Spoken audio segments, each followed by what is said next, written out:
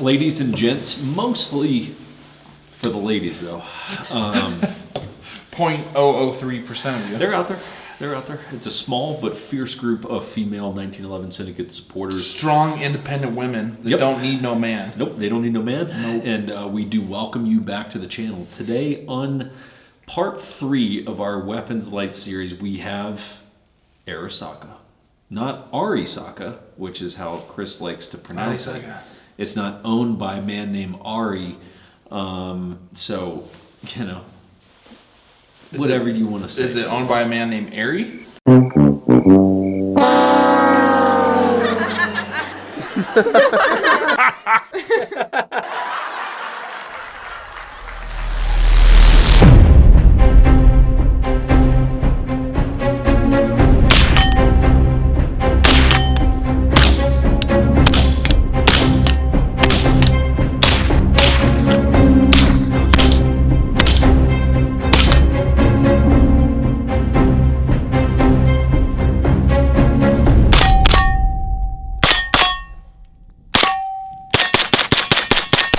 So anyway, we're going to review the 300 series. This is 300 series on a... What is that? HK SP5. You will have a review coming, a spoiler alert, but whatever. You're starting to see it in some videos. So yes, we will have a review coming on the SP5 and maybe even more interesting HK products. I'll wink, I'll wink. 300 series, and then on this little fancy nifty AR over here is a 600 series, also from Arisaka. That's a Type A 11.5 Pro model in multiple shades of FDE.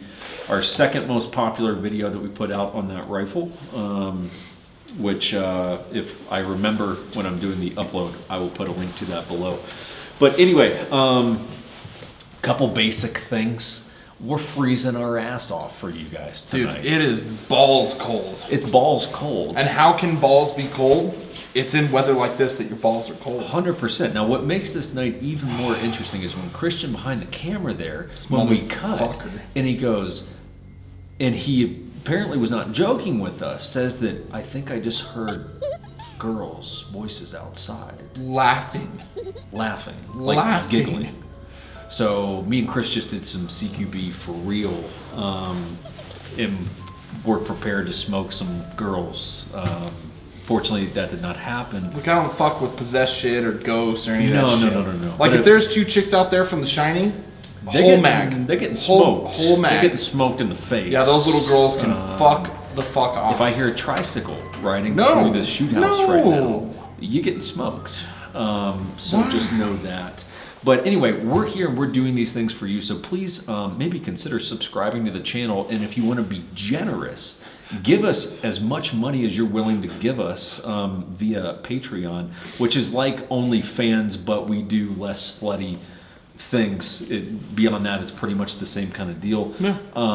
But we've got different donation amounts, and we'll put a link below to that Patreon, and who knows, maybe you'll catch nudes sometime on there. We don't really know. Beyond that, the 1911 Syndicate is actually a real estate company. As you can gather from everything that we've discussed so far in the video, we're very professional and very good at what we do. And so you can trust us with hundreds of thousands of dollars for your next home purchase in pretty much any part of the United States of America. So thank you for that, everyone.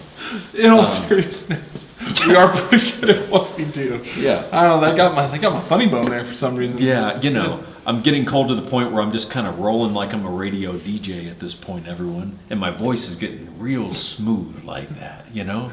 And my voice starts dropping, and I want to welcome you back to the channel for part 3. That deep throat sound. Deep throaty voice. Yeah, it's a deep throaty sound. You know what I'm saying? Mine's more of a deep throaty, like, yeah. Did Jake just say deep throaty?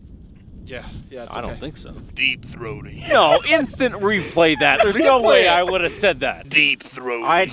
There's zero fucking shot I said that.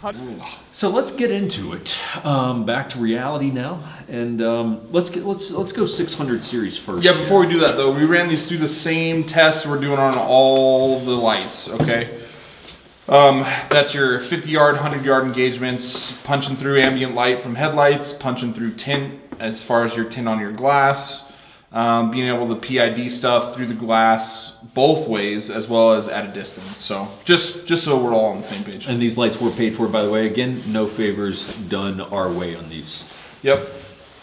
All right, 600 series. Let's break that bad boy down. So I'll be the first to admit, I really only kind of knew Arisaka as something that's, promoted on other channels and gun reviewers and stuff like that. And accessories. I knew them as accessories. Like, they make great light mounts.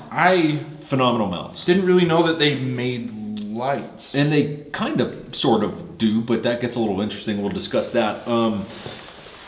But anyway, I never really gave them the time of day until I decided to throw it on that rifle there. Yeah. And then, skipping ahead, and then we'll come back. I was like, this light's phenomenal. I was like, how have I missed out on these all these times? This 600 series is pretty cool. Now, what's a bit interesting about Arisaka is part of me goes, what exactly do you guys make?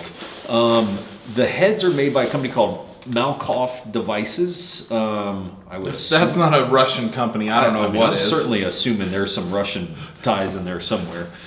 But so if you look at like that light, for example, you go, okay, the tail cap's Surefire. Arisaka does make a momentary only tail cap. I haven't got my hands on that yet. They've been out of stock, but they don't make their heads. Most of the tail caps are, Surefire or other companies, mostly Surefire, really.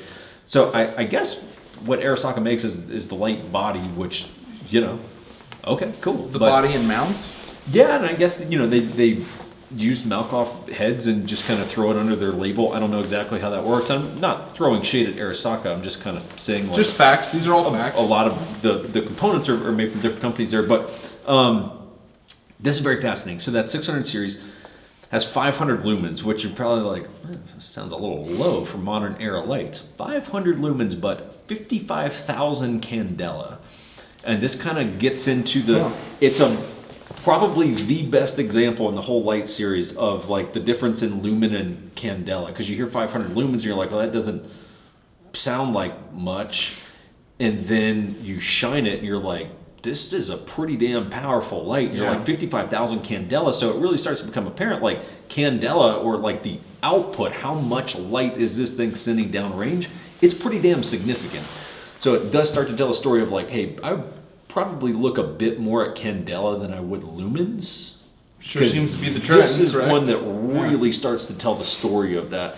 It's a cool light because like they do have a different head that you can throw on the 600 series body that'll wind up being about 50 less as Christian keeps looking towards a doorway for little girls to keep riding tricycles into. And then me and Chris go into hero mode. No, I will fetal position, cry, and pray that I make it through. Pushing you towards them and then just shooting. Yeah, I'm not a tough guy. So the 600 series, they do have a different head. Shut the fuck up behind the camera. That produces less power, but it's about $50 less. What's interesting about these is you can, really nice features, you can run them on standard CR123A batteries, or you can run them on rechargeables. Specifically, this takes the, make sure I get it right, 16650. So it's smaller than like the big boys that you would run on like a Cloud Rain or a Surefire dual fuel or something like that. It's a little more slim, like it's like less fat. It's about the same length, but not as much girth, if you will. You know what I'm saying. So it's a nice feature that you can run it on rechargeables or just standard 123s. That's a feature that a lot of the Modlites, the Clouds, things like that, they run on rechargeables only. That's a nice perk, the fact that I can go either way on that. Same thing with the dual fuel from Surefire. Hey, it's 1 point for Surefire. I can pick which kind of power I run it on. The only point? Yeah, our runtime on the rechargeable, only 30 minutes on the 123. So, I mean, literally double the runtime on the rechargeable. 30 minutes? 30 minutes is super low. But again, you've got a lot of output on standard batteries. So, I mean, it does make some sense. But that's pretty low runtime in all fairness. Super slim bodies, like they really have a nice slimline body on that 600 series. I'm a fan of it. Does fit Surefire Scout mounts As it should. As it should, until Surefire was like, let's just change all of that after this much time. And let's see, cost on these bad boys all in as compared to all the other ones. You're looking at about $490 between light, tail cap. There's a Unity hot button on this. We will talk about that, and then a mount. That mount is from Haley Strategic. Those, usually run about $50 on all your standard good mounts. Yeah. Before we get into some thoughts and stuff, so let's hit just some specs on the 300 series real quick. So 300 series, super slim. Which I noticed you're not running a pressure pad on that right out the gate. I am not, because on the MP5 there's really nowhere to put it, because I don't have a top rail. So But the pro to that too is a lot of dudes overseas stop using pressure pads because they can short circuit. So yeah, I used to run strictly just lights like that because Frank, yep, is a big fan of that. And I'm a fan of Frank. Yeah. Now because I'm lazy, I run pressure pads on everything. But yeah, I specifically wanted to set this gun. One, the MP5 is a little bit unique in how it is because there's no top rail. For those of you who don't really know how they work, it's just barrel, essentially. So yes, you could route some sort of pressure pad all the way underneath. To me, it just felt clunky and unnecessary.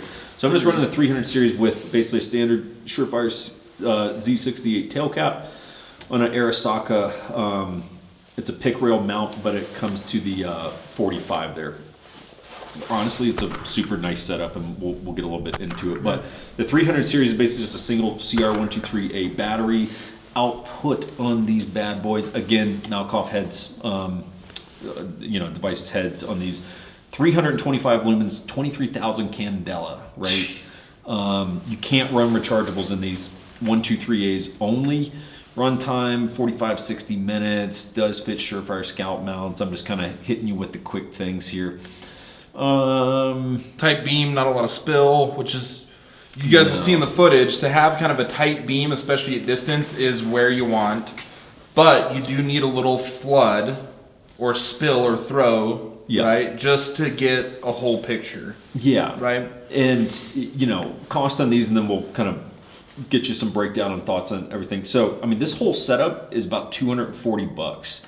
And I will tell you, in terms of, if you said, I'm not looking to spend a lot, but I do want a good product, that's what I would get right there.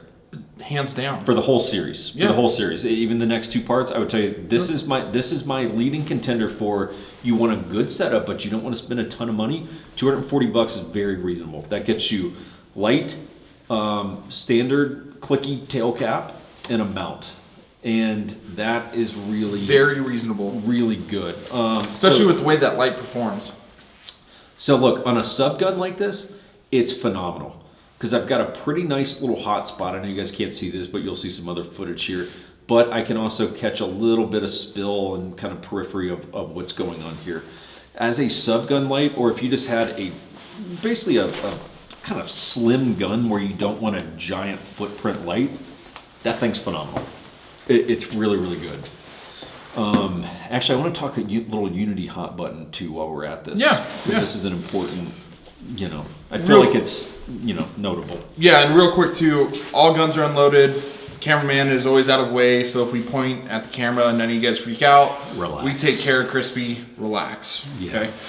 Okay. There was that one time, but we don't, The hot button, the hotness. I signed an NDA. Yeah, it's all good. I signed an It's all NDA. good. We got attorneys here. Hot button, yeah. How do you like it? There's a lot that I like about it. One thing that Unity did, which is, Unity does thoughtful shit. They remind me much of like Haley Strategic in that, where it's like, they don't just put stuff out because they're like, well, it'll sell. Yeah, it's like, no. They put out stuff because it's very purpose-driven products. One of the things that they design is basically with the hot button, and you'll see, spoiler alert, Modlite's coming. With the mod button, basically they licensed this tech to Modlite, but for the hot button and the mod button to be able to give rechargeable lights their full power, something that the Surefire switches can't do. So basically, hey, look, if you are running a Modlite, for example, and you run a Surefire switch, it's not going to get its full power. It's not capable of doing it. So Unity designed this thing and then licensed the technology to Modlite, is my understanding of it. And like, that's cool, innovative shit, and I like that. There's a big consideration too here. Pressure pads with gloves. Yeah. Yeah, where this, I noticed all night when I was running it, all I got to do is throw my thumb. Look, what's cool is they have this like rib for your pleasure, I guess. Yep, that's exactly. Upper area, not a fupa, just the upper area of the light, okay? Where your thumb literally just finds its way there. And dude, I'm not pushing Crispy, move out of the way. I mean, I'm barely pushing that. I mean, I'm barely moving. And it actuates that and turns on the light perfectly. Well, and look, momentary and constant on. So it's and it's pretty distinct levels too. It's like I've never meant to go momentary and be like, oh shit, my light's permanently on. Like it's pretty distinct wall, if you will, between the two. Yeah. And when I first got it, honestly, because they make a pick rail version, which is that's on top. I like that because it's going to be full ambi if you're switching shoulders, right? Which, I mean, while not relevant for us as civilian assholes, if you see guys who are like real world operators and you see them do some CQB, they switch shoulders a lot. And it's fluid. I mean, look, we were talking about GBRS guys as we were cruising through the shoot house earlier, and we were just talking about how seamlessly they transition shoulders. And I mean, it's frankly pretty stunning to watch. And something like this, especially, hey, look, if you're doing CQB, low light, no light environment, that's a phenomenal product. Yeah. That's a phenomenal product. And again, if you're low on light and or wearing gloves, while when I first got that and I thought, man, it's kind of clunky because it's big, it sticks big, up from the it's rail. gaudy, yeah. But it actually takes up a lot less space than like a Surefire pad. Correct. Like it really does. You're getting more height than anything. And it's a lot more intuitive because the angle of it doesn't have you having to come down. Like if I've got a you push forward. Right. If I've got a C-clamp grip on a gun, right? And I've got to like bring that constant pressure down. Frankly, this does put some tension on your wrist. So with that pad being up there, you just get to put, it's a lot more ergonomic. It really is. Like, I mean, Travis Haley, I believe, would call this biomechanical efficiency. And it's like, look, he's not wrong. He's not wrong. He's not wrong. So I actually think it's a very, very cool product. They've got an M-Lock version. I don't know if you knew that or not. Yeah, I did. So, I mean, basically, yeah. So you can put it on like basically any of your M-Lock slots there. So if you wanted to go real maximum ergonomics, but not good for interchanging shoulders, you could go like, dude, I'm going to put this in the perfect 45-degree sweet spot where like my grip is just money with this thing. Yeah. Again, you lose some of that ability to transition shoulders real fluidly. But I think it's killer, man. I think it's a really cool product. Is it perfect? No, but what is? And it's damn near perfect. Damn near. Yeah. Unity doesn't have a lot of misses, you know? And again, the ability to give these things their full power. It's cool. So I mean, this is not really a review of the hot button, but it's part of the whole system. So we got to touch on it. So. It's part of the whole system, and I mean that was about the extent of a review that you need on the hot button. It's super, super legit. Lights themselves. So I will tell you this: the biggest loser of the series is definitely Surefire in terms of how underwhelming their current offerings are. The most pleasant surprise of the series for me has been Arisaka.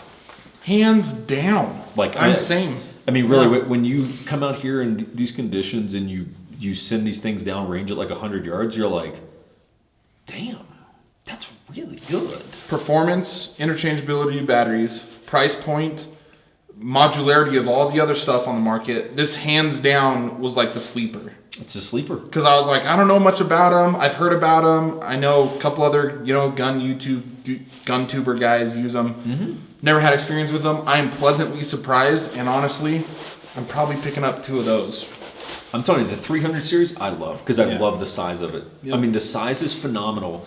At 100 yards, you can PID a target with that. Yeah. I struggled mainly a combination of hitting because one, I'm cold and all that kind of shit, but also keep in mind I'm shooting 9mm, and it's like, it's not that that's an impossible shot, but under conditions and all that kind of stuff, it's like, yeah, look, it's not really happening for me on that. But straight up, I can identify targets. Oh, and then the MRO was really throwing me for a loop because the dot is just too bright. You can just say you suck. I mean, you just came up with like 5 excuses. Just say you suck. Yeah, they're all accurate though. We all know that I shoot very, very well. So look, it's a real surprise hit. I mean, I've been a big fan. I will tell you, I will continue to buy more Arisaka lights. I've been impressed with them. I would have zero reservation in buying more of them. Same. Pleasant surprise. Yeah. Pleasant surprise. Arisaka, I hope you're watching. We hope you are watching. Or Malkoff, send us some heads or something. I don't know. Whoever. I don't care who watches. Someone watches. And if this is our last video because the little tricycle girls are going to come murder us, then just stop. Someone tell my mom. It's Mom. What do you tell your mom? Deuces? Like, what do you do? I don't tell know. her something cool. Like, I don't want her to think we got possessed and killed by some little kid on a tricycle. I'd just rather it was like a cool story, but... Did you hear that? Stop. Just stop. It was like a... Son of a bitch. Like fucking Pennywise and clowns. Anyways, appreciate you guys. We'll let you get on with your night. Wow. If this is the last video we do because we get killed by little children on tricycles, then, I was too young. I was too young to go. I've lived a good life. I'm okay with it, yeah. Not me. All right, I'm going to go jam some mags and go handle business out there. Yeah, thanks. We'll see you guys next time. Appreciate it. Oh, that doesn't help the creep factor. Yeah, you son of a bitch. Christmas